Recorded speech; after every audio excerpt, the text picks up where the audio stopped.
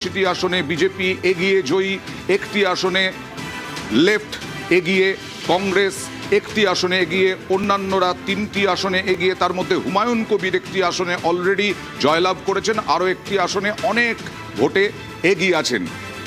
এরপরে দেখুন বিভিন্ন জায়গায় গেরুয়া ঝড়ে স্টেশন বহরমপুরে বিজেপি ছিল, আবার বিজেপি জয়ী হলো।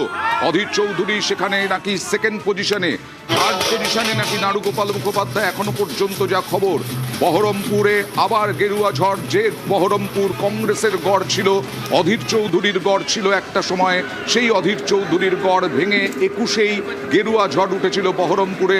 আবার বহরমপুর দখল করলো বিজেপি। সেখানে উচ্ছ্বাস উন্মাদনা বিজেপি কর্মী সমর্থকদের মধ্যে, নেতৃত্বের মধ্যে।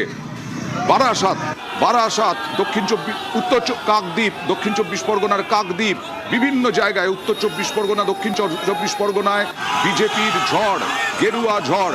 এখনো পর্যন্ত 186টি কেন্দ্রে জয়ী এবং এগিয়ে বিজেপি, 102টি আসনে জয়ী এগিয়ে তৃণমূল।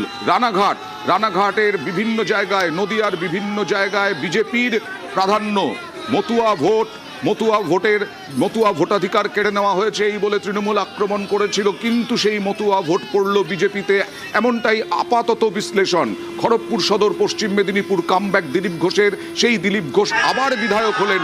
খড়গপুর সদরে এর আগে হিরণ চট্টোপাধ্যায় ছিলেন, সেই হিরণ চট্টোপাধ্যায়কে সরানো হয়েছিল বিজেপির পক্ষ থেকে এবং তারপরে দিলীপ ঘোষকে এখানে প্রার্থী করা হয়েছিল।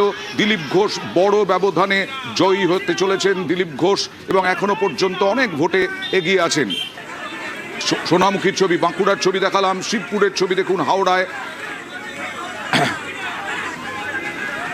বাঁকুড়াতেও বিজেপি যথেষ্ট ভালো ফলাফল করেছে। বালুরঘাটের ছবি দেখছেন, বালুরঘাটেও সেলিব্রেশন। সুকান্ত মজুমদারের জায়গা, সুকান্ত মজুমদার এখান থেকেই সাংসদ হন। রানাঘাটের ছবি আবার দেখুন, নদিয়ার রানাঘাটে বিজেপির উচ্ছ্বাস।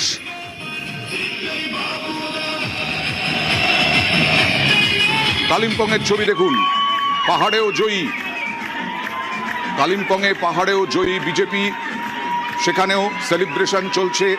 এখন 169টা আসনে বিজেপি এগিয়ে রয়েছে, 17টাতে জয়ী হয়ে গেছে অলরেডি বিজেপি। তৃণমূল কংগ্রেস 102-এ এগিয়ে এবং জয়ী, বিজেপি 186-তে জয়ী এবং এগিয়ে।